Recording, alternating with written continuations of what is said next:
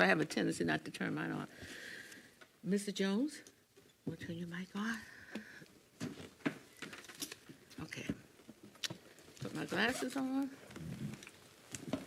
Good evening, everyone. This is a special meeting for the Local Officers Compensation Commission. And I'm calling the meeting to order. Can we have roll call, please? Yes, I'm sorry, my mic's not working. Let me skip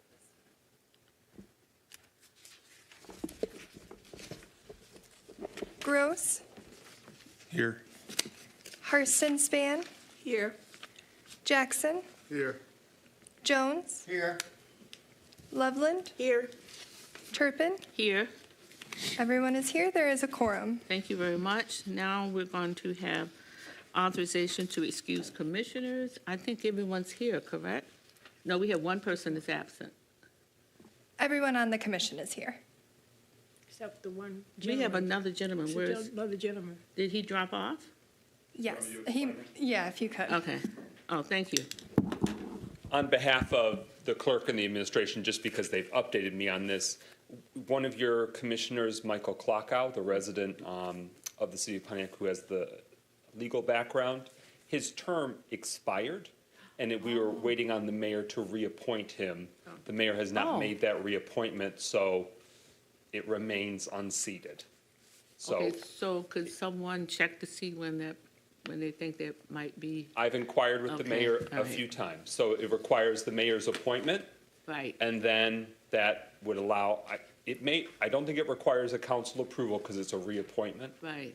The council had to approve the initial appointments, but if somebody's being reappointed, the mayor's reappointment, I believe, does not require a council appointment. Okay. But, so with that, the gentleman is not able to serve currently. Should that reappointment finally happen, like if that happens and you're still convening, I believe he can join in the proceedings, but if this is your final night, then I guess let it ride, and then you know best what your meeting schedule is, but we have gotten no answer or verdict on whether the mayor is reappointing him or trying to appoint somebody else. Thank you for that clarification. So technically, he's not absent. Okay, technically, thank he's you, not Mr. absent. McGinnis. Thank you. Okay. So we're now at amendments to the agenda. Are there any amendments to the agenda? No? I haven't been provided with any, so I just assume we do not have any. So right now, I need a motion for the approval of the agenda. Move. Support. Are there any questions or comments or concerns regarding the motion? Hearing none, roll call. Gross. Yes. Harston Span. Yes. Jackson. Yes. Jones. Yes. Loveland. Yes. Turpin. Yes. 6 yeas, no nays. Okay, so the next item is approval of the minutes for January 16, 2005, meeting minutes. May I have a motion for the approval of the minutes? So moved. Support. Are there any questions or comments or concerns regarding the motion? Hearing none, let's have roll call, please. Harston Span. Yes. Jackson. Yes. Jones. Yes. Loveland. Yes. Turpin. Yes. Gross. Yes. 6 yeas, no nays. Thank you. Now we're down at the agenda items. The first item under the agenda is Council President's full-time salary. And then I'm just going ahead for a moment. I see the next agenda item is 2026 City Council and Mayor salaries.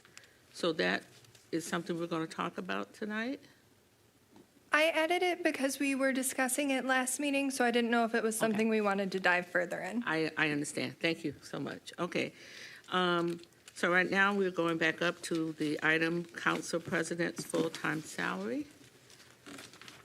Okay, so to my members that were absent at the last meeting, have you been brought up to date on what transpired at the previous meeting? I did get the notes Okay, got the that were notes. sent out. Yeah. Okay, thank you. Those were President Mike McGinnis notes that you received? Okay. Yes. And we'll put that for the record, okay?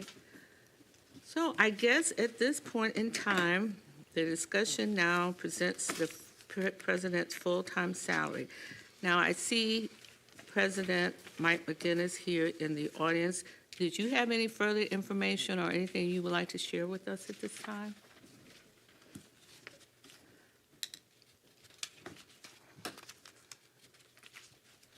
Good evening to the commission. Thanks for the opportunity.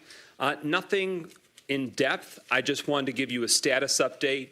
The clerk's office has provided it to you in your agenda packets, but at this week's city council meeting, we did adopt formally a city council president job description because we recognize that you're put in a very unique situation. You're trying to decide something as it's being formalized, and we thought that it would be helpful, one, for the current and future city councils to know what the role involves, and then for the current and future council presidents to know what the expectations were. Because it is not just a role in addition to their regular city council positions that are part-time, it is now, the voters have stated it's a full-time position. It needs to have a full-time job description spelled out.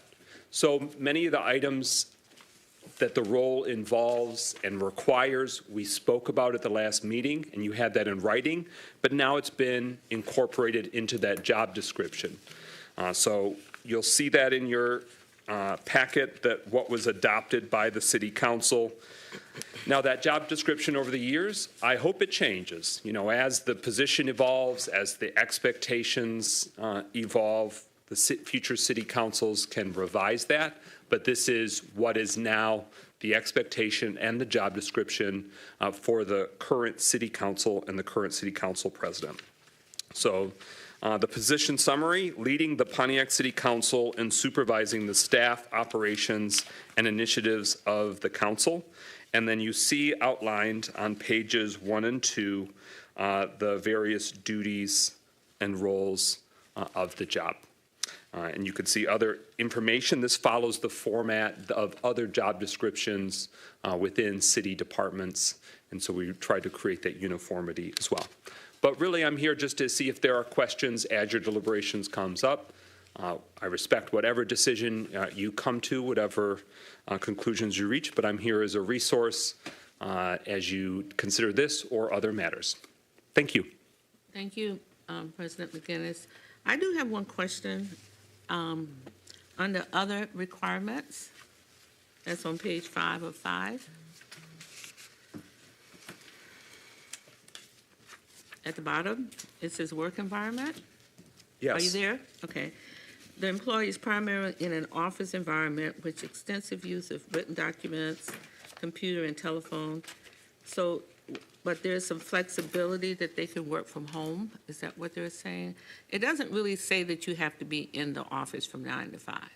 Am I reading that correctly, interpreting that correctly? Excellent question. And this section, in part, is to allow future office seekers, future job seekers, to have full disclosure of what they're going to be encountering in the work environment. So it speaks that, you know, and above it is physical demands. So it's pretty straightforward for a lot of us in terms of what the physical demands and the work environment are. But yes, so it's saying that it's primarily in an office setting, that reasonable accommodations can be made to enable individuals with disabilities to perform the essential functions.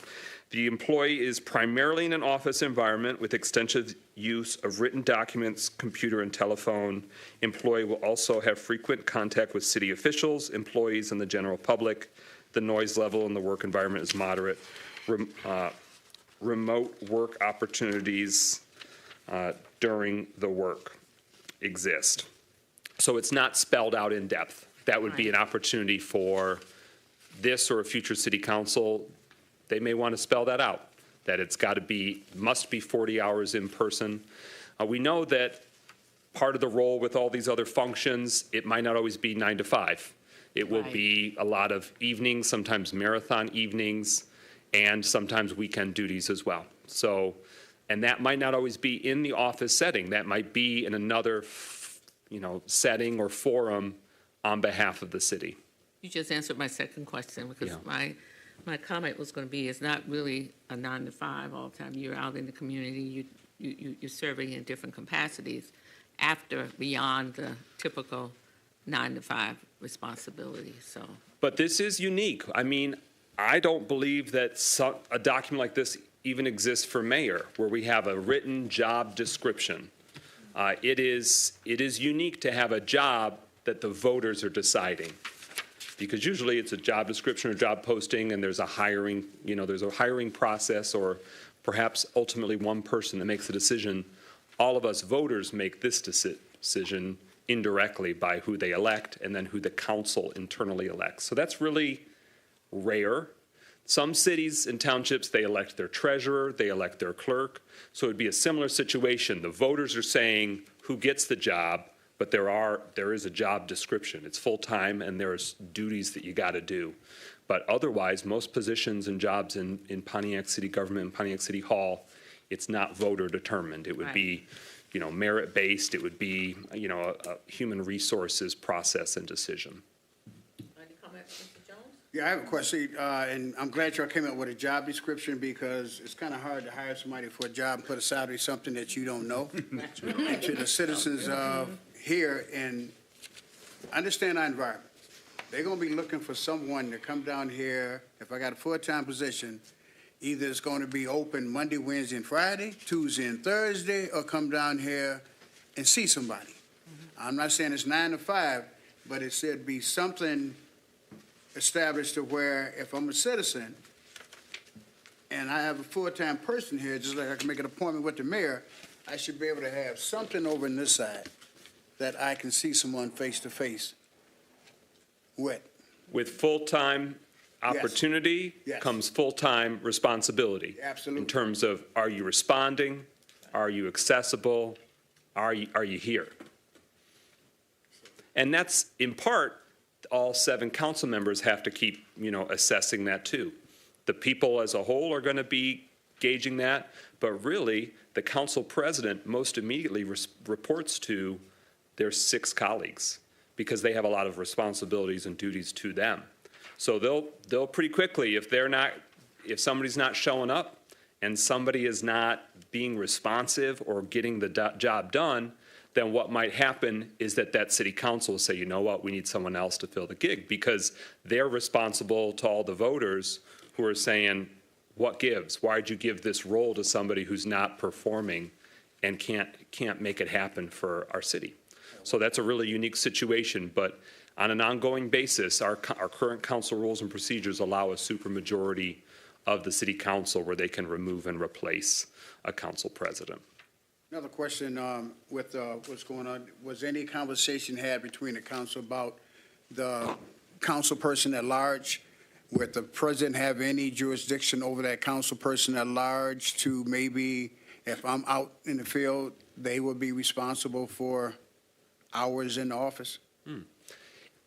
We have not had those conversations yet, in part because the at-large position won't be in effect for next year. So this current city council, it won't apply.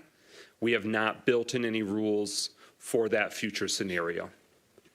But that at-large position is not going to be paid at a different level unless the future city council says, hey, that person is who we want as president.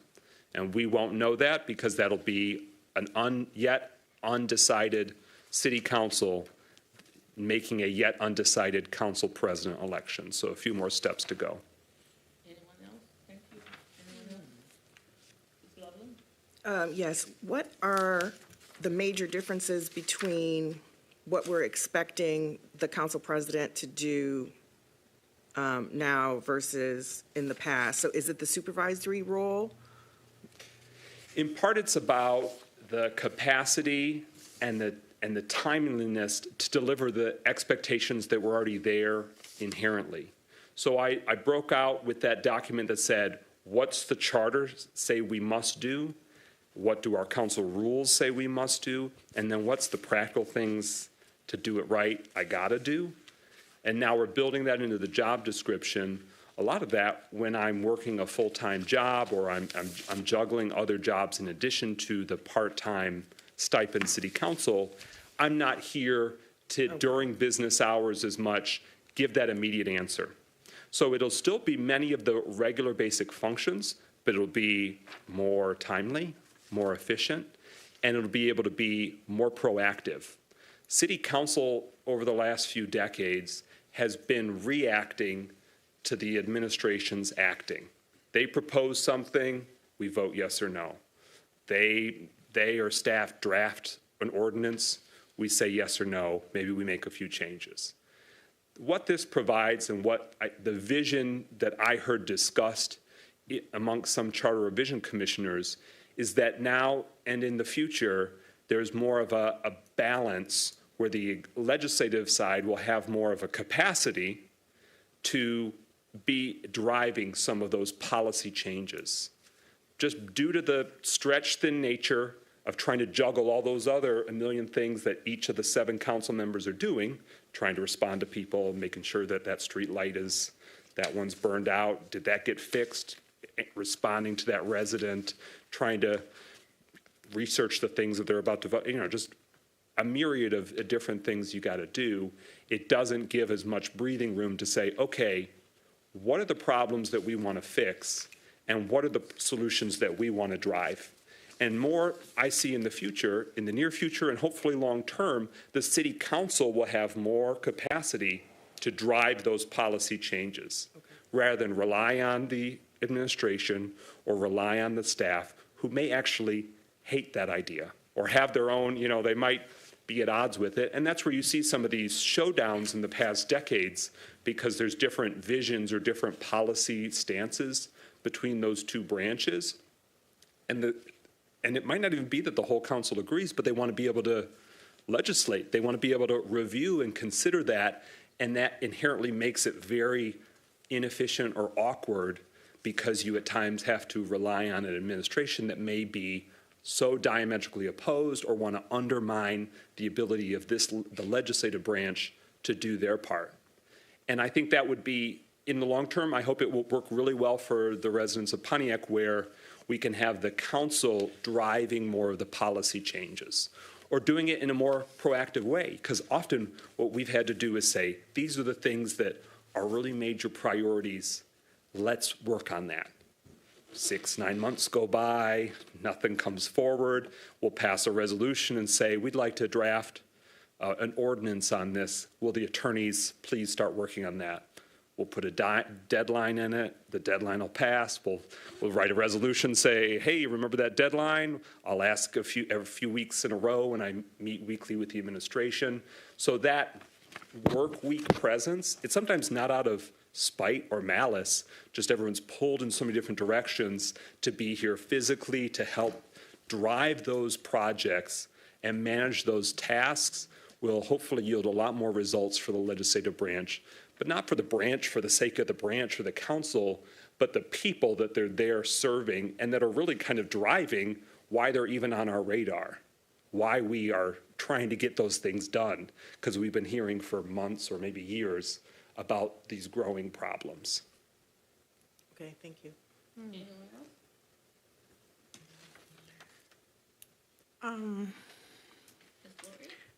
I guess I'm trying to put in my mind, after all these years, this was never done to have a job description for the president of the council?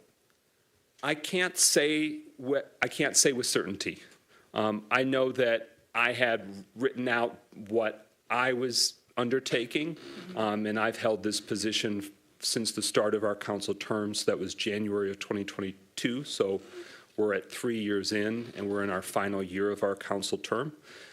There's likely been a number of different documents over the years or different evolutions, because for the last 44 years, there's been a council president position. But as the city has evolved, as the city staff abilities and the funding of the city has evolved, I'm sure that's changed as well. Like, what were the expectations and functions of the council president or council members overall? My understanding is that many decades ago, the compensation level of council members was higher. There were other additional benefits. And so I anticipate, before my time, even maybe before I was alive for some of it, that there were greater expectations or deliverables that they had to meet. And I don't know if that was written out or not because it's so long ago, but that was a different era. I appreciate knowing that because over the years, and this is the first time I've seen a job description written out for the council president. So that also, to me, should a job description of what council, people sitting in a council, what's expected of them. That's everybody from the top, from the mayor all the way down to the council president, because most people don't know what the responsibilities of both sides are. All they see up here is the dysfunction between the two. So to me, this would be a good starting point for anyone that's thinking about running for election for these offices to have some kind of description of what is expected of you. So thank you. Okay. One item that I recognize is not included in this job description right now. The charter spells that if the mayor of the city of Pontiac vacates their office, the council president is who becomes the mayor. So it's a little funky to put in a job description, but it's sort of a hanging clause out there that was language cleaned up in the charter in the mid-2000s after there were some crises that a lot of uncertainty and change and churn in the city. But this latest charter, that language remains the same. So that way, if the mayor's seat were vacated for whatever reason, the council president becomes the mayor either until an election can be held or until the term ends, depending on how much time is left in that mayor's position. So that's kind of like an asterisk to the job description that you've got to be prepared and willing to ascend to that even more weighty responsibility for the citizens. However, the charter also says if the council president is unwilling or unable, then that council president pro tem would serve. So it kind of just keeps going down. And we can revisit that language if people, it may not come up for a long time ever again. I just want to, as I was reflecting on this job description, that's kind of a asterisk at the bottom of it of in certain unique scenarios, there's this other task, burden, responsibility that will fall on who is identified as the council president. Anyone else? I do have a comment. It's probably just a comment, but do we have anyone in the city of Pontiac or who is like the historian for the government here in the city of Pontiac? Where are the documents? So is there one database that you can go to that will tell you all of this stuff within the city? I'm not saying it has to be accessible to the community, but when things like this come up, we should be able to push a button and have a historical background of everything that has transpired in the city, everything from the emergency manager. I may not be saying this correctly, but documentation. Who is responsible for keeping the documents, the history of the city of Pontiac, the council members, just these big events that transpire. Like right now, we did the charter. That would be in the document. The city, the voters voted for the charter on this date, this time. Then there's the charter listed under the caption. Because if you don't have that, you don't know where you're going half the time. You don't know what has happened before to build upon. But, you've given us a good idea. So I guess maybe first I should ask you, where did you get this document? Was this research you did on your own, or is there a data bank here in the city of Pontiac government which is very accessible to you council members? Which document would that be? Now, any Any document? Any document. Commissioner Jones has. Clerk's office, everything is driven by resolution. You got resolution and Okay. you have, when you have your meetings and they vote on it, all that is recorded. Okay. So it's going to be a history of, if I'm the emergency manager here, when he came, when he went, even when you borrow money, we had the water department, enterprise, contract, resource, outsource, everything was resolution or, what's the other word? Not a resolution, but. There's ordinances and ordinances. Ordinance-based driven okay. and filed in the clerk's office. So that is there. The clerk is the keeper of the record. Okay. The good. clerk Okay. has all executed contracts. The clerk has all minutes. The clerk has the standing municipal ordinances and codes. Now, there are some technological advances that have been made where it's digitally accessible. accessible, right. And we want to keep improving that over the years to come so it could be even easier to search. A lot of it's But, scanned. but ultimately, the clerk's office is that It's a sort record of keeper. vault, Okay. the vault of that historical information and knowledge. And if you need something really specific, where they would be the holders and keepers of that information. As the director of the Historical Society in our community, we have some old stuff, some that's really stale and outdated. But I mean, we even have copies of, in 1981, what was the charter that was adopted. Of course, the clerk's office would have that as well, but, we have some of the other fun historical elements from our city government over the really centuries. So for example, if I wanted to know when, where, and why was the charge for people getting the voter list for $250, I could get the historical perspective behind why that fee is so high or who approved it. Yeah, I mean, that's just a simple. Sure. that- All fees, I think that would be on the annual fee schedule. And each Okay. year when the budget is adopted, the fee schedule is sort of adopted at that same time By the council? by the city council. Okay. So you can see, when did that fee change? Did the emergency manager make that change from 40 to 400 or whatever? And so broadly speaking, yes, you might have to do a little bit of sleuthing, but you can piece that together. There's no substitute for somebody who was here firsthand and could give you more of the why. Sometimes as the years and the decades go on, we lose a little bit of the why, the perspective, the fuller picture. Because minutes are not always going to say the rationale. Right. They document the outcome and then the change, because you really got to know that. And sometimes if you're focused too much on the narrative, you got to know ironclad what was the vote, what was changed, or what was approved. But I can share with you that, setting aside the question, I'm open to, if you would like to advocate for that to be changed, just if any other citizen thinks a fee for service or goods that the city administers, each year that is set. And so each year that could be changed as well. I would just like to understand, compared to other places, it's kind of high. So That's I would good to just- know. Because I checked, and I ran for candidacy when I first ran for the board, and it was so low and reasonable, and I remembered that. So now it's like 80, 90% increase from what it used to be. So I just want to make sure that I understand, am I advocating for the right thing? If it was a vote from the council, then the council approved it. I guess I would like to see. It hasn't been debated actively, so I would assume it's, for the last 3 years, has been pretty constant. And Okay. I can't say firsthand why or when that shifted. But so if we can look at that further, that's Yeah, a could you look- change that, yeah. and that would be in the May-June vicinity. Okay, We do thank the you. budget hearings throughout May. The charter requires, and good government requires, the mayor must propose a budget by May 1st of every year. And that's basically 2 months before the fiscal year ends. And to Commissioner Loveland's question of what would you see? What would be the change from, as council president, I'm trying to do a lot, whether I was full-time or not, trying to juggle a lot.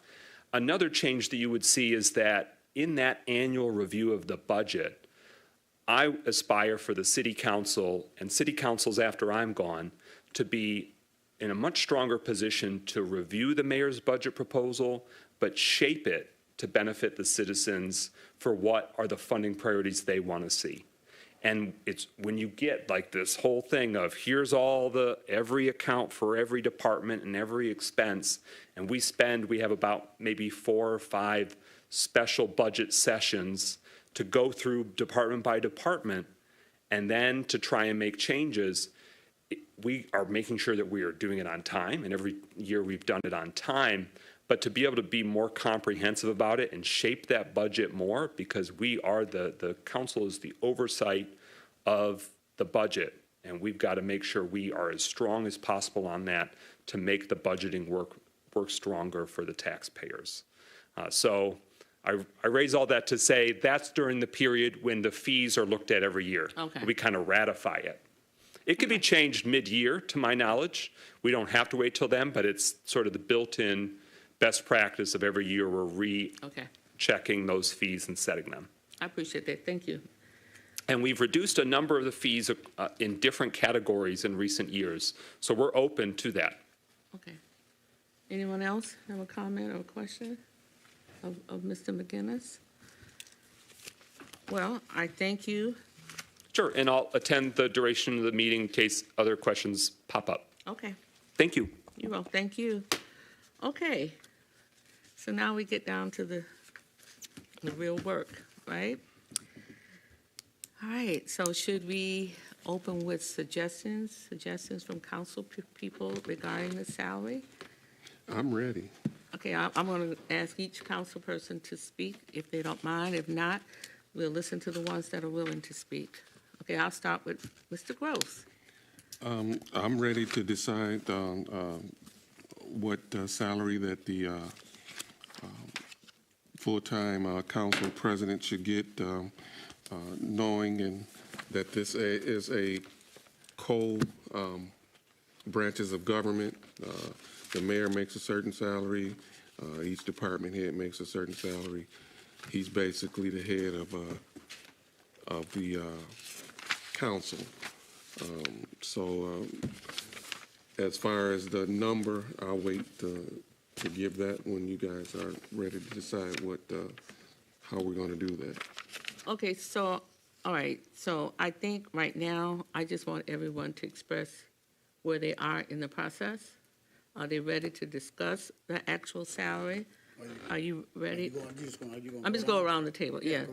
Okay, I'm ready to discuss it. I want to see where we are and where our thinking is and what should the salary be. So I think we should go into discussion okay, about the amount. Like you said, we've already talked about what we saw between the mayor and the deputy mayor. We discussed that. So now this is another part of it that we need to talk since it's going to be the first time we've had a paid person as the council president. So we need to get into deep discussion about it. yeah. Okay. Ms. Loveland, do you have any comment about? The only thing that's in my mind is how should it compare to what our mayor is making? And should it be equal? What percentage of it? So that was gonna be my thought.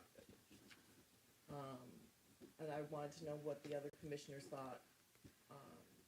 If it should be 100% of what the mayor is making, or less than that, more than that? Okay, so since I'll wait till last. So I can, Oh, I'm sorry, No, you're next. Okay, mine is, okay. I gotta turn my mic on. yes, All right. We are setting a new standard for the city. And this is just me. And I'm gonna get into a little bit about what we did before for the mayor and the council. And since we did that based on how they were meeting. They were meeting every week. Council is now meeting twice a month versus 4 times a month on a regular basis. But the salary we based it on was meeting 4 times a month with what we did. Now, we're talking about the difference between a mayor's salary and a new position of a full-time council that's going to have responsibilities of the council and the district. Detroit population each to the highest to the lowest. The highest one is 105,755. We don't have 100 and some people in the city. And the lowest is 95,007. That's the lowest population of a full-time council person in the district. We don't even have the lowest. So this is my opinion. I don't know how you're going to mirror a full-time council person making as much as a mayor, and our population is, 65,000 people? right, The size of our city is about the size of a district in the city of Detroit. Then you got to figure out with the nuances with the charter, where the money going to come from. because they also have other positions they got to fill. All of ours is the money, it's not the job. When they implement it, how they implement it, ours is govern the money. And we got to be very mindful with what we're doing that I'm not in agreement to mirror no mayor salary. Not meet in half, and your responsibility of a district of 6,000 people. If you got six, yeah, the new district's 10,000 people based on 6 districts, and with the one at large, whatever they govern. So that's my, Can I say something right quick too? Lee? Yes. We also base it on that they work 24/7 too. They're getting calls in the middle of the night. They come in on weekends. Well, you know better than anyone. I'm not saying that I agree with them getting a full mayor salary either, but you know the responsibilities of a council person is not just the meetings that they meet. You guys are working. Even when you're at church, even when you're at work, you're getting phone calls and things of that nature. So the full-time position, I'm thinking, is a lot more than more responsibilities and things that we're talking about. So it's not just that the meeting times, they're doing day-to-day functions also and meeting other responsibilities. So I'm not saying that they should get the full salary of a mayor also, but I think it should be a livable wage though also. okay. Well, I wasn't thinking that they should get the same pay as council. Right. I know it has to be more than what the council's making, but I cannot see making them equal to. Yeah, but I was just saying it was more than the meetings that we voted on. Absolutely. It's what you guys did. Over and even beyond. Over and beyond what you do as doing meetings. Yes. Reverend Jackson? I said last week that I believe that the position should have what I consider a living wage. I'm looking at this list here, and we got less people than any other city on the list. But I still believe that the wage should be living, and I don't believe that it should be equal with what the mayor make. But I also know that they're gonna have more responsibility based upon what Brother Jones said. Now the council is meeting, what, twice a month? Which means now the council president will have to be down here a lot more often than the city council. So I still believe that the wages should be living. We shouldn't keep nobody in poverty. And I've been running through my head what I consider a living wage is. And I believe a person should be able to handle a household and a family. And so, but not equal to what the mayor make, but somewhere close to where they can live comfortably. So we talk about the mayor, but we also have the deputy mayor, and part of our fee schedule last time was to make the deputy mayor's salary comparable and fair.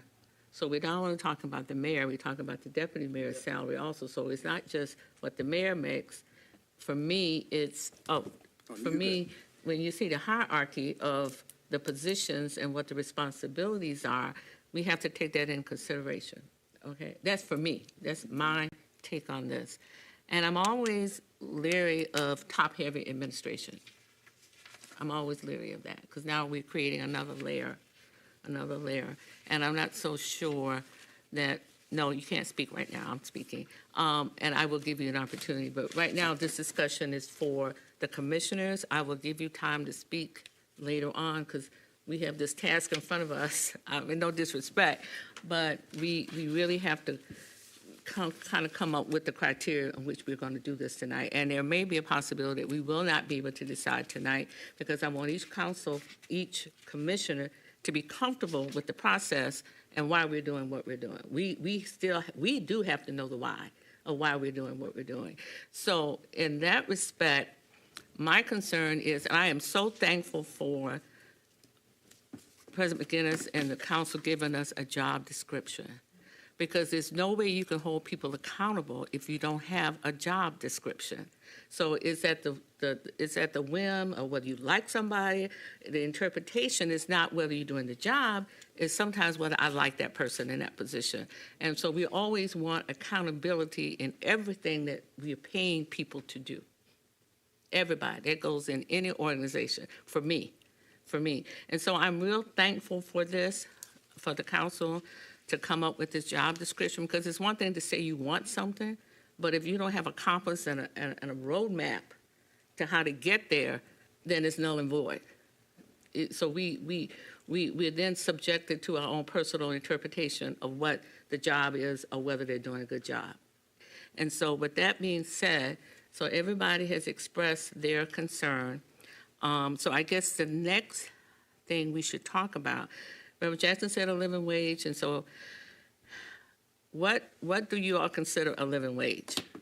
I mean, that's an important question, because that's based on people's interpretation of what a living wage is. So I'm gonna go around the table again, and don't be afraid to say what you think a living wage is, because we're just open, we're not voting, we're just having a discussion.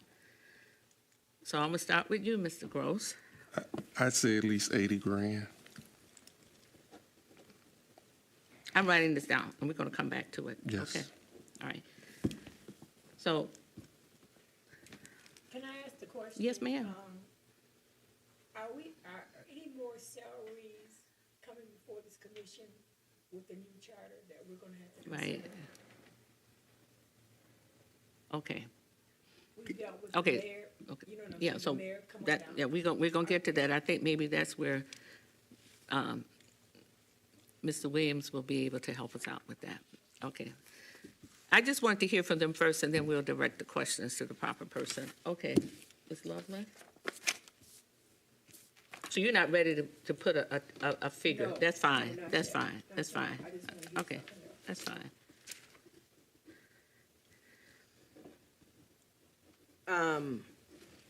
For me, one of the guideposts of a living wage in this city is going to be looking at the median household income, which it says here is approximately $43,000.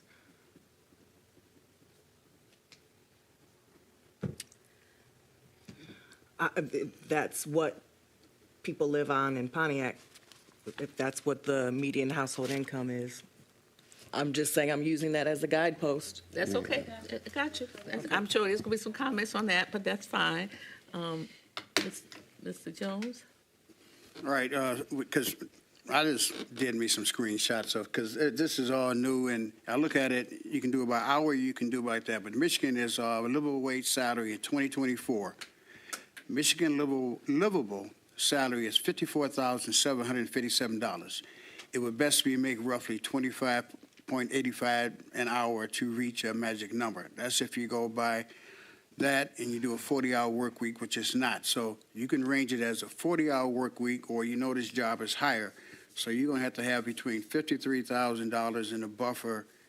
I'm looking at, if you look at it hours and adjustment, between 53 and 70 grand will put you at more than a livable wage to sustain what you're talking about. Because with that, this is pay. This has nothing to do with benefits, because we have nothing to do with benefits. Right. So you put the salary together, put the benefits, it's going to increase it more than the compensation of what you'll be receiving. Thank you, Mr. Jones. Reverend Jackson? Well, I'm gonna base it on what it costs for me to live. I'm just almost lied. You know, I believe, and thank you, Brother Jones, but I believe they need somewhere in the neighborhood of $60,000 to $70,000. Okay. So it's- Because I'm looking at the minimum household income here in Pontiac at 42,000, and I know I will catch holy so-and-so if I had to live at $42,000. I would catch it, you know, especially during this winter. And so I believe they need somewhere between $60,000 and $70,000.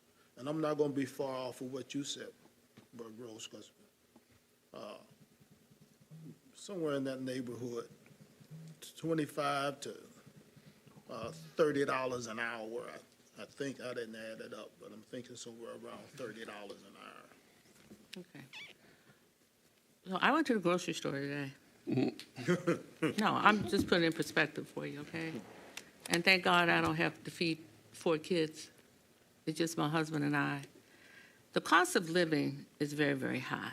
It is. And there are people who are working full-time jobs who are struggling. So I understand the minimum wage, but we also have people who work in 3 and 4 jobs, which is not calculated into that figure. You understand what I'm saying? And so I'm, after listening to everyone, I'm between $70,000 and $80,000 because just my husband and I, utilities, car insurance. I mean, so it's expensive to live, to try to live a decent life. We're not talking about extravagant. We're not talking about all luxuries and what. We're just talking about basic living. And so for me, I want someone who can take this position and feel comfortable enough. Because you're going to get what you pay for. Absolutely. I am a firm believer you're going to get what you pay for. And the salary is going to send the message is what we invest in this person, more importantly, this position. How important is this position to the overall government makeup of the city of Pontiac? Now, I'm an import, but I've been here long enough to know that we have struggled over time. We're trying to get it right, okay? And this is a start to try to get it right. The charter has spoken. People keep saying that. I get it. The charter has spoken. But I think we have to set the bar and the standard high, also in the salary and our expectations. You all have done that as a council, the job description of what you want this person, the job entails. And I hope somehow this streams over, trickle down to all positions in the city of Pontiac. Everybody who's been entrusted and voted in to do a job, that they would give it 110% because they're representing us. And I have a thing about people who get paid to do something and don't do it. You understand what I'm saying? But that's on us. That's on you, your council. You govern yourselves. But in the city, the citizens vote, and that's their way of saying whether you're doing a good job. So I am going to, if you don't mind, I'm going to allow Mr. Williams to speak. I think he had something to say. Is it about the charter, sir? Yes, thank you. Thank you, Local Officers Compensation Commission. I'm so glad that you are taking up this important issue. I'm speaking as behalf of the former Charter Commission because the charter passed overwhelmingly by the citizens. I was the vice chair.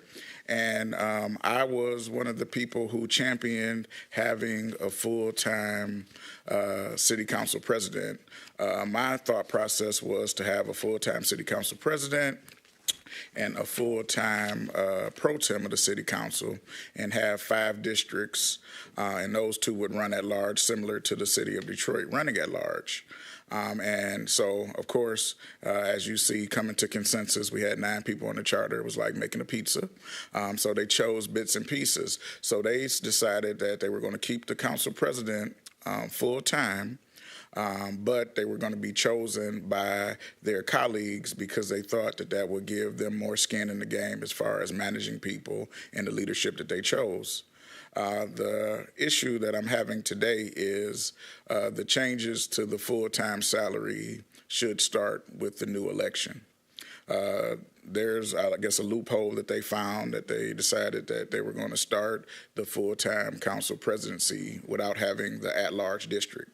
Part of the new makeup and roles and responsibility in a perfect world, if it really works, the at-large person would be the council president. So they would have to govern the whole city. And the whole city would vote for that person that's making 80, 90, 100,000, whatever the local officers compensation board happen.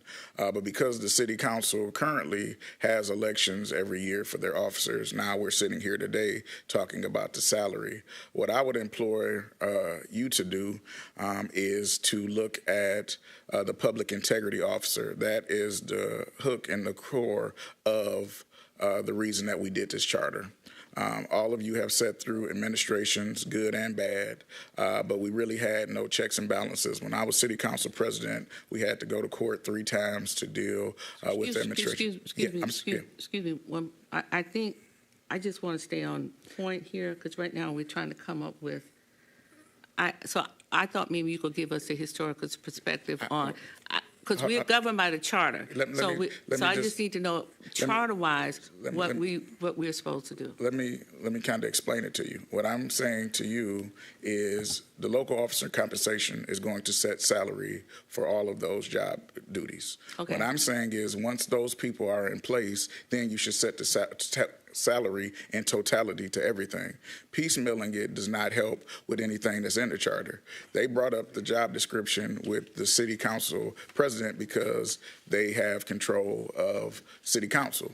The other things that were supposed to be implemented on day 1 of the charter have not happened yet. And so what you do now, if let's say you set the salary for the council president too low and you have to bring in the public integrity officer and you want to pay them $115,000. Now where does that conflict come in on the totality? So all I'm saying is I think you should take a beat and decide on all of the position salary in the totality that the new charter provides, along with those boards, in order to make the city whole at one time, instead of rushing and saying that we're going to start this, because technically none of those new responsibilities really take place, even with this job description, until you get a new mayor and a new city council. Is that an elected position, though? You said what? That integrity officer?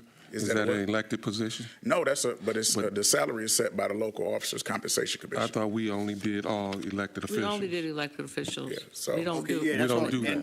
we don't get into that. Yeah, That's but- not our role and 2 responsibility. things, let me make a comment on one, and I appreciate your update. We don't even do deputy mayor. No. Right. Deputy mayor is done by the executive.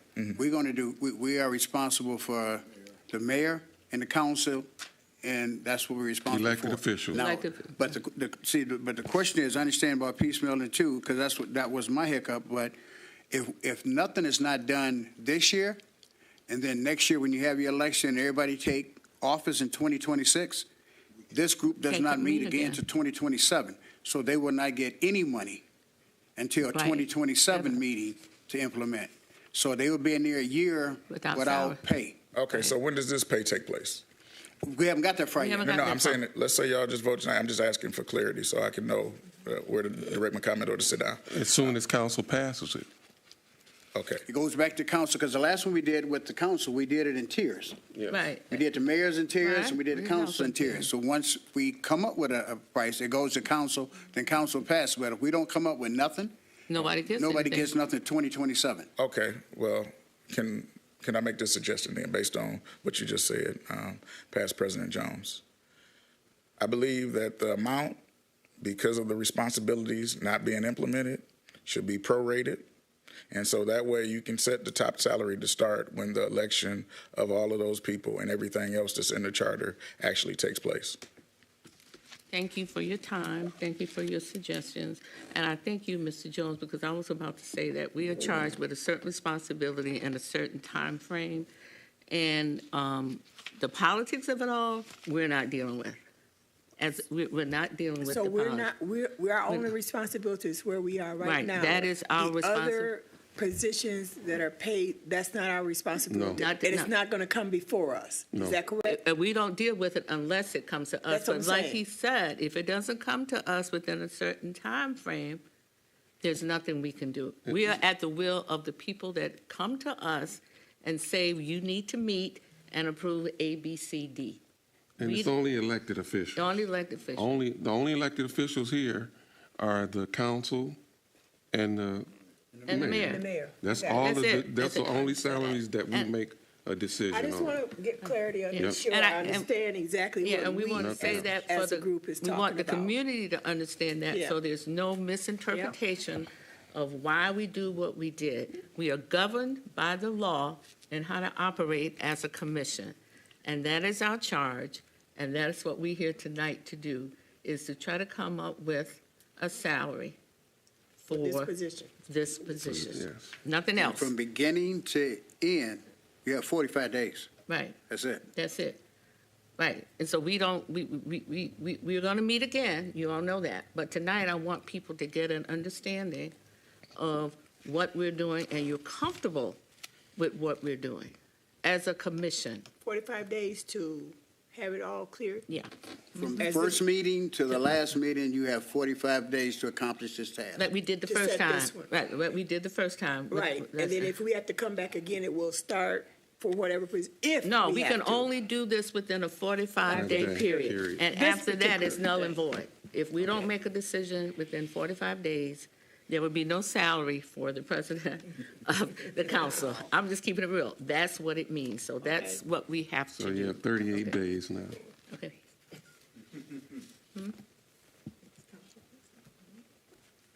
So we're going to get back to where we were. We thank Mr. Williams for his comments No. and his suggestions.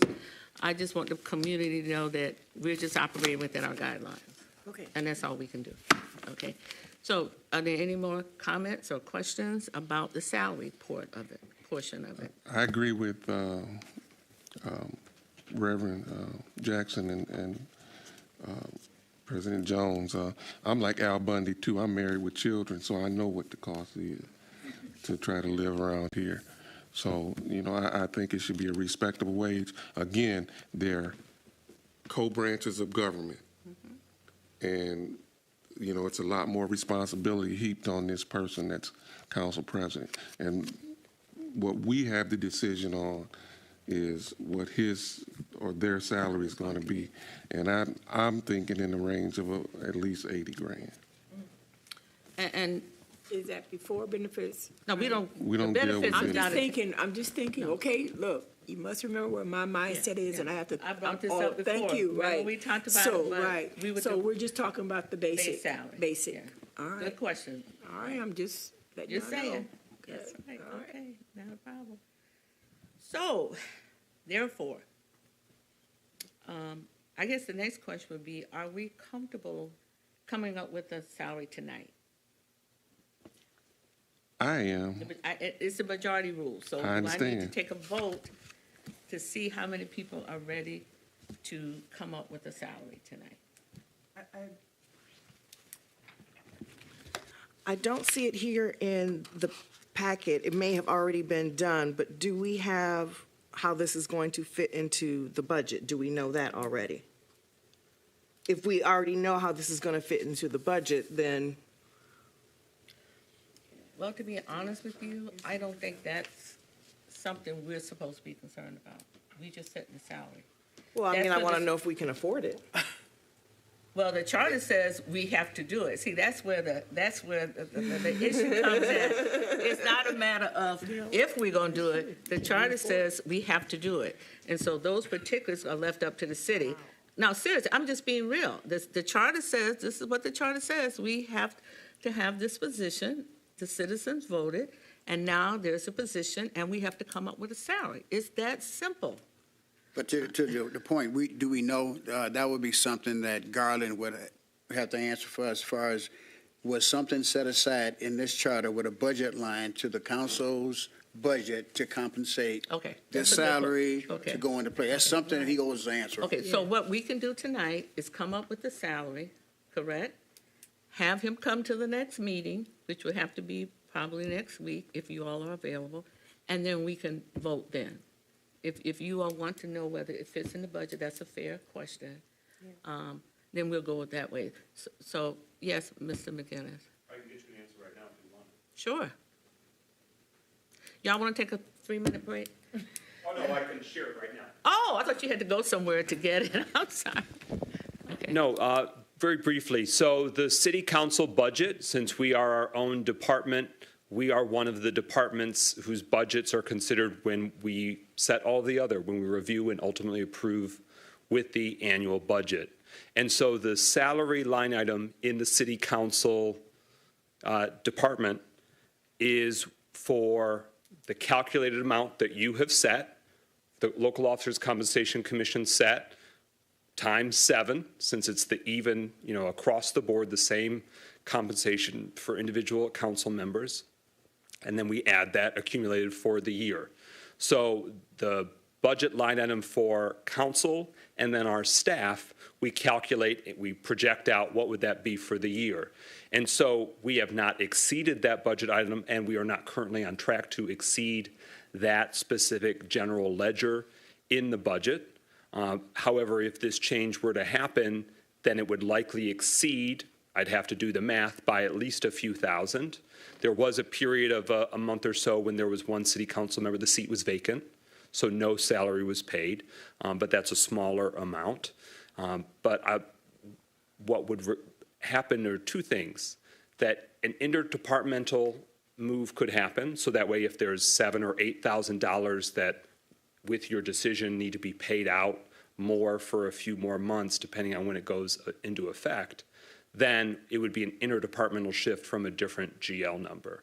Or it would be a budget amendment where we take it to the city council and say, per the action of the body that the state identifies must set these rates, there is now this new rate. It would be after that period of, does the council vote it down? Because there is always a chance the city council could say, no, that's too rich, that's too low, that's just too off base, and then it would sort of come back to you, and you get to make an alternative recommendation.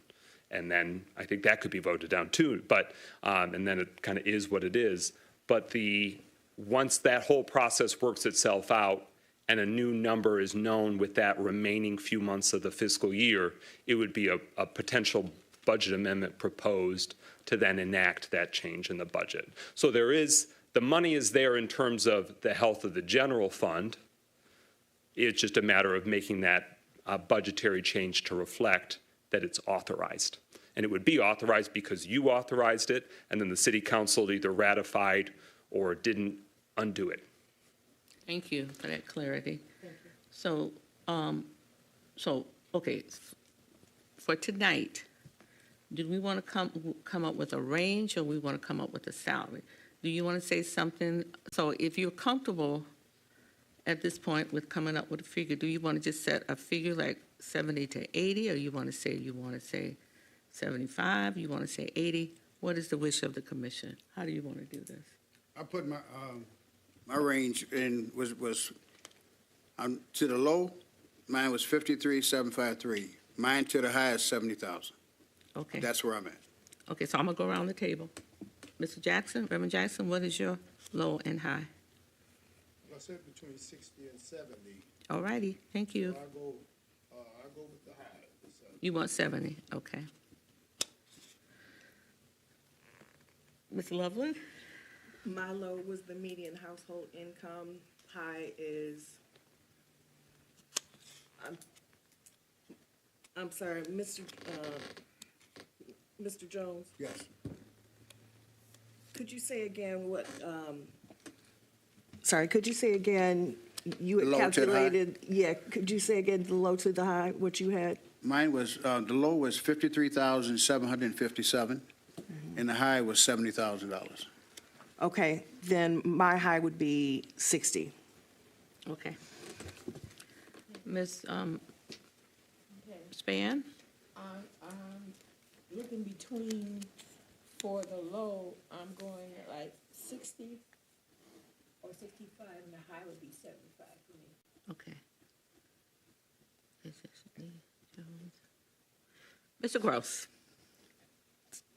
I'm willing to compromise, but I would say 75 to 80. Okay. So now it's me. I am 75 to 80. Okay.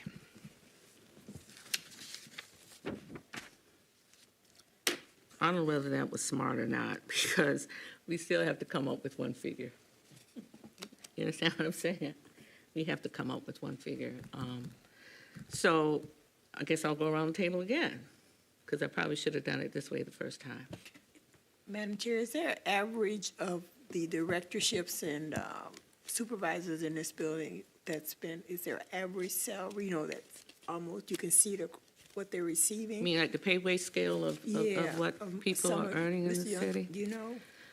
Well, okay, so I think where we are, and correct me if I'm wrong, okay?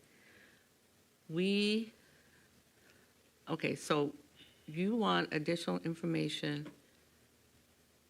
Okay, so I'm a little puzzled because do these people, you want wages, but do you have job description on what they do? A wage is not gonna tell you a whole lot.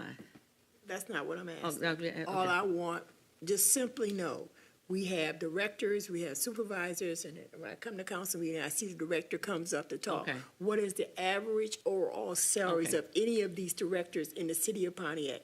What do we see? Some start at 75 up to 100. I just want to see the range of where they are. I get it. Because this to me is like another position of being there, because all the responsibility this person is You're going to have is similar to some of these people. So I just want to see the range. That's a good point. That makes sense. That makes a lot of sense. So, We'll pull that up for you right now.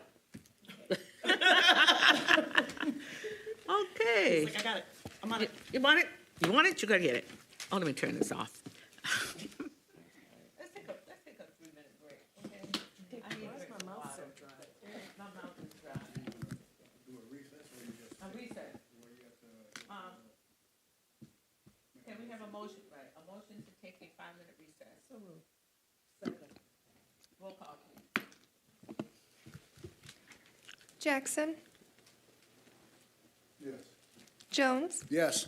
Loveland, Yes. Turpin, Yes. Gross, 3 minutes, no yes. Parsons Span. Yes. 6 yeas, no nays.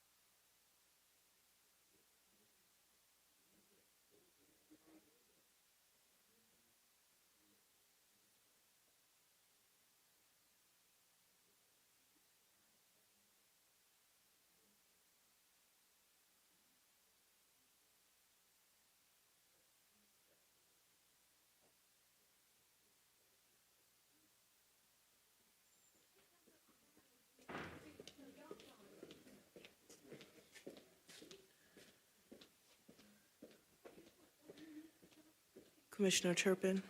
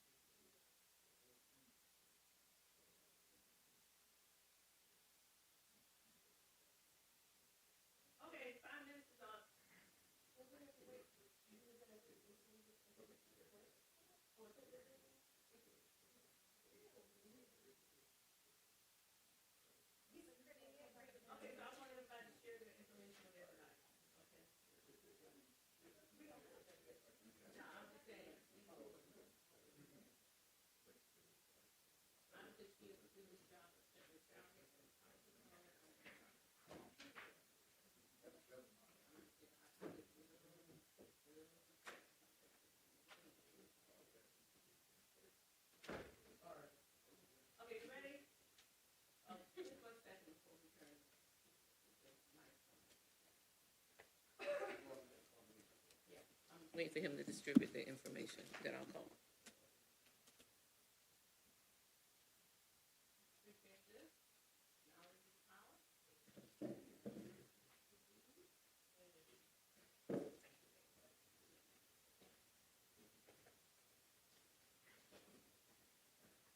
And then Deputy Clerk, I'll give you an unstapled one in case that's easier.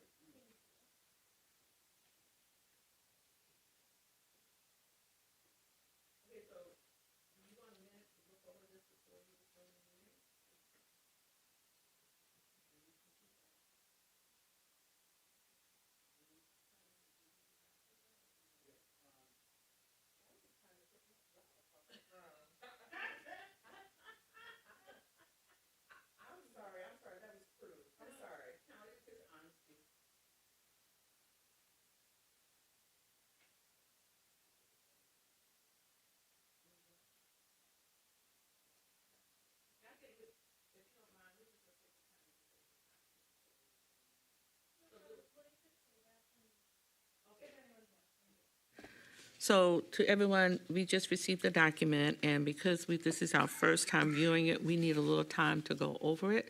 So we're going to take another break. So I need to have a motion to extend the break. What time, you want 5 minutes, or?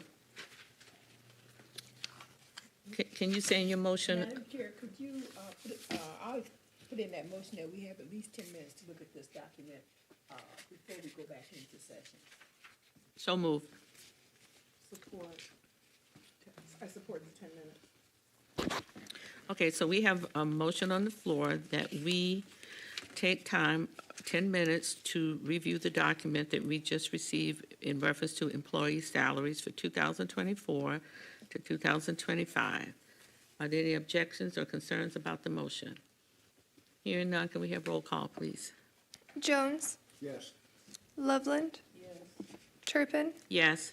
Gross, Yes. Harstenspan, Yes. Jackson. 6 yeas, no nays.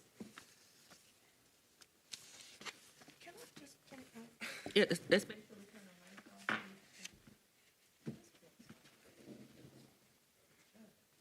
major mic is on up here, so I just want to let y'all.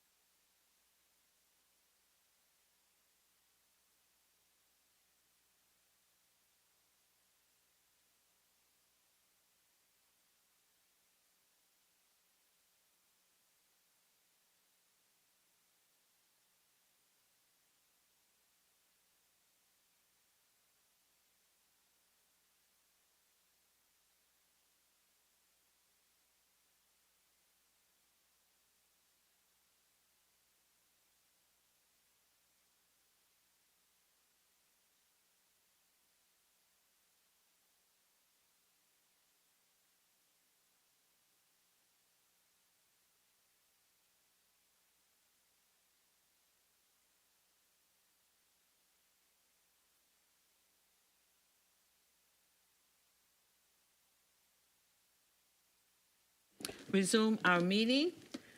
So do I need a vote to resume the meeting? Support.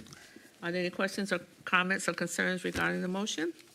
Hearing none, can we have roll call, please? Loveland, Yes. Turpin, Yes. Gross, Yes. Hurston Span, Yes. Jackson, Yes. Jones, Yes. 6 yeas, no nays. Okay, thank you very much. So it is now time to resume the meeting. We received the document. Thank you, President McGinnis of the council. I don't know whether it is to our advantage to discuss this at this meeting. I'm serious. I mean, we have the document. So I think, are we asking that we received this document, right? I don't know what bearing it's going to have on the decision of the salary that we come up with. Are we proposing that we come up with a salary tonight, or do we meet next week and vote to have the salary? This document only reinforced what I was saying. This is a co-branch of government. He's more than a department head. I think it should be compatible with what other department heads are making. We're not asking for the world. We're just asking for what I believe is just fair for that person who, again, some of these positions are full-time that you see citywide, but they still don't do what these council folk do as far as their involvement with the city. They're always working 24/7. So I just think that we have to take that in account and consideration when we make the decision on this person's salary. Thank you. Ms. Span? I'm glad to see this document, and I appreciate getting it. And sitting through all this, like I say, you never knew exactly what was what. I agree with everyone here about where we should be at, because I gave my amount. So I think we should maybe meet next week to think about what we see tonight and come to one figure for each one of us where we should be at, and then a consensus of the group. Thank you. Ms. Loveland?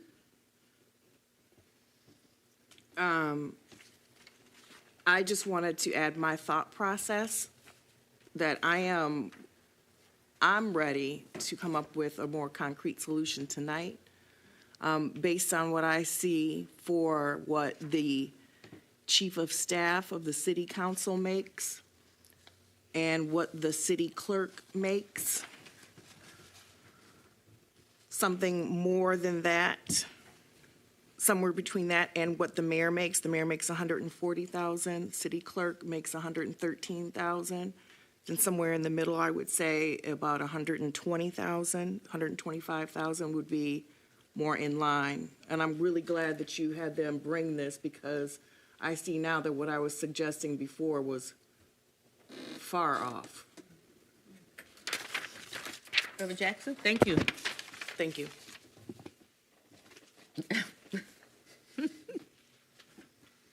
I didn't mean to offend anybody when I said we was, did not mean to offend anyone. I'm not willing to go over $100,000. I still figure somewhere between 60 and 70, and I might be willing to push it to 75. I mean, looking at this. Thank you. Mr. Jones? I put mine out there, and I'm nowhere, and I'm not offending anyone, and I did the job before for zero.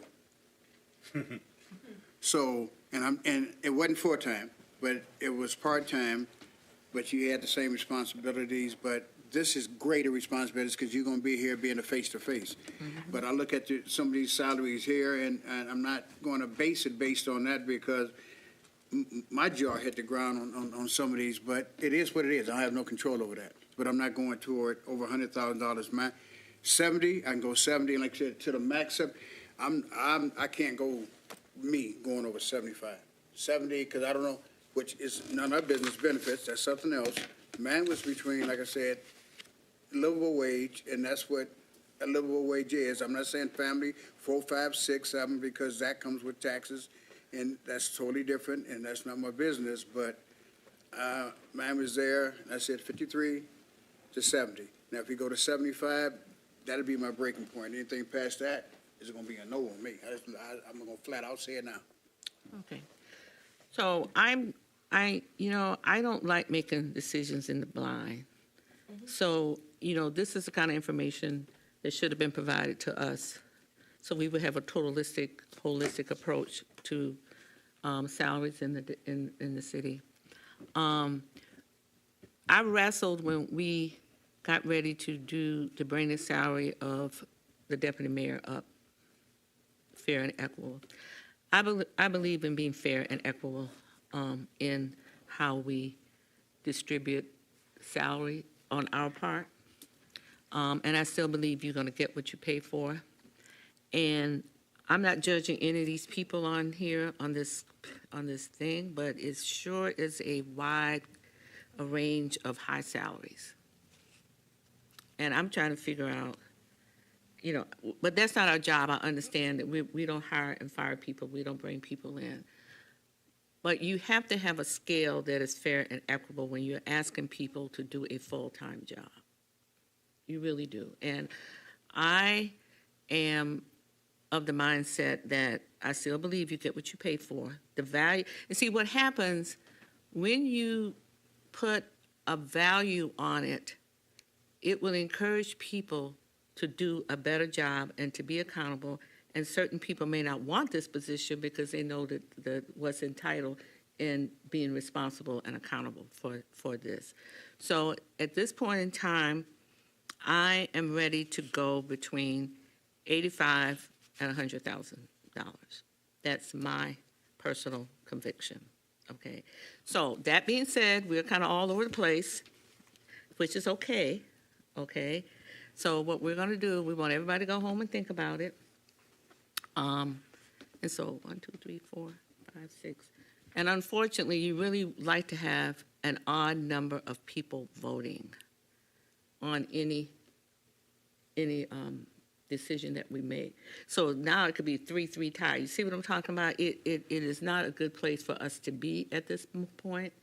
So I need President of the Council to try to find out from the mayor, is he going to appoint someone to this position anytime soon? Or we're going to just be 6? I just need to know that ASAP. ASAP. A decision has to be made.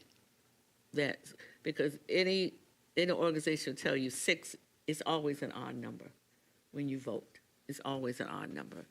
So with that being said, I thank you all for your comments, your decision and your salaries. We're going to have another meeting next week. And what I ask that we don't do is that we don't meet amongst each other out of this room. You can't. I'm just, I know, but I'm just want to stress that anything we discuss has to be in an open meeting. So keep your thoughts to yourselves, and then when we come together, we'll all express our concerns and our salaries. So with that being said, is that okay? Yes, Mr. Jones. We have one other item on the agenda was for if we can do it at the next meeting, it was 2026 council and mayor salaries. Are we looking at entertaining those salaries while we're here? Just wrap your mind around it, or is that something that the 2027 group going to look at? I'm not an answer. It's Just a thought. Just a thought while you going over this, thinking about that, because that's item agenda number 3. So, and then the other question, I don't even know whether we should be concerned about, but it was mentioned that there's other positions in the charter, but the only positions that we are in charge to do is Elected officials. elected officials. So those positions, if they are appointed, they don't affect us No. as a group, correct? Okay. So I guess at this point, we should not be concerned about it because it hasn't been brought to us for consideration, and we have our guidelines. Yes, Ms. Could I ask, before we adjourn, and I see where you were talking about this next group of city council and mayor salaries. Just like we got a job description, is there one for either one of these two? Did we get one before, or did I miss that? There is no job description for neither of those two? Just a charter, that's all? Okay, thank you. Okay. So it's now, we need to decide on a date for our next meeting. Tomorrow. No. Can you, oh, never mind. That has to stay on because it's an open meeting. Okay. Madam Chair, how many more days we got before we have to make a decision now? 35. Now, Or 30, I would 38. recommend that we not drag this out because I think a week is enough time for us to decide what we want to do, in all fairness to everybody. The longer you put it out, the more doubts you're going to have, the more, I just think at this point, a week is enough time to decide individually what you think is a comparable salary for this full-time position. Okay? And with that being said, let's come up with a date, please. Oh, you know what? So we don't know what days this room is being utilized. Do you know, ma'am? Next Thursday should be available. You can decide on a date next week, and I can confirm tomorrow whether the room's free or not. Okay. So we try for next Thursday? And that date is? the 30th. Okay. At 6 o'clock in this room. So do we need to vote on that date, or we can just have consensus that we will meet on? You have to vote. Okay, let's vote. Could I have a motion for the next meeting date to be January 30th at 6 o'clock in this room? Move. Are there any questions or concerns or comments regarding this motion? Hearing none, can we have roll call, please? Loveland, Yes. Turpin, Yes? Gross, Yes. Harston Span, Yes. Jackson, Jones, Yes. 6 yeas, no nays. Thank you. So the next item on the agenda is public comment, 3 minutes time limit. Does anyone have anything to say? President McGinnis. So who's keeping time? There's a device that's to your right, no, on the table next to the, Oh. that if you just okay. hit down, it'll tick down the 3 minutes. All right, tell me when you're ready. Whenever you're ready, if you can find the button. It's down. It's down, all right. Okay. Well, good evening. I just wanted to give some final informational items. So the document you received is from the May 2024 budget presentation. So you see the page numbers at the bottom. I just wanted you to be able to see the full document that it's from. And then also, it's dated and stale, so to speak. It's from that snapshot in time. So obviously, a few of those personnel positions may have now become vacant or have been hired with somebody different. And there may be a slight change in those compensation levels as their years of service have continued, if they've hit certain performance reviews. So the interest was not to try and identify the individuals, it's more the role in the position. Positions. And this was the best turnkey document that could get you that information. You flagged that question about the district court judge compensation. Their overall compensation is much higher Okay. than what you see here. This is the city's municipal contribution. And then there's a state funding to their positions as well. So it's a hybrid, and that's unique to that role because of the district court serving just our city, but being part of the state judicial universe. Since I had heard that there was some questions, I wanted to flag Want her that. to have a living wage. Yes. And this is what the current scope is for the personnel and specifically department heads. This is just the easiest way to get you that department head information, but it gives you the size and the scope of the current organization of the City of Pontiac's personnel structure. But there are, of course, other cities, and over the week to come, you can research other cities and townships, what their department heads are, what their compensation points are. I shared a little bit with you last week, but I am an outgoing department head of another municipality. I've served as the economic development leader of the City of Berkeley, their executive director of their Downtown Development Authority. It's public information, but just to share with you, I am compensated at $77,000 annually in that role. So I've put in my notice. I'm in anticipation of fulfilling this full-time role in my last year as council president, and I was stepping out on faith because I knew that legally this was the process to decide what would be that rate. But so it will not destroy me and my life. You've got to make that decision to go beyond me and not in interest of me, but just know you're not putting me on the bread line if it was in that 77,000 range. Don't set it for me and my life. Set it for what the role needs and requires, because this is to last beyond me. But I just wanted to make that point and let you know that you can look at other municipalities' department heads. And finally, if you'll indulge me, the roles that are called for in the new city charter that are not elected, those have to be created by ordinance. And so the council has asked the administration and the city attorneys, we need to draft that ordinance. We need to build that into organization so that way they can become active and live. But they are not elected positions. They are appointed or hired positions. Thank you very much. Thank you very much for the hard work you're doing. It's, again, you're in a very unique and difficult position, but I just encourage you to keep looking at what's the city's needs and the position's needs and expectations versus, to your earlier very wise point, not about who the individual is right now. Do you like them, not like them? Let's look at, what's the right point for what the charter and the elected roles call for. Oh, thank you very much. Thank for you. your time and your information. So at this point, if there are no other comments or questions, I would like to have roll call to end the meeting. Move. Are there any questions and concerns regarding this motion? Hearing none, roll call, please. Turpin, Yes? Gross, Yes. Harston Span, Yes. Jackson, Jones, Yes. Loveland, Yes. 6 yeas, no nays. Thank you very much, and thank you very much for what you're doing for us. So can someone turn off the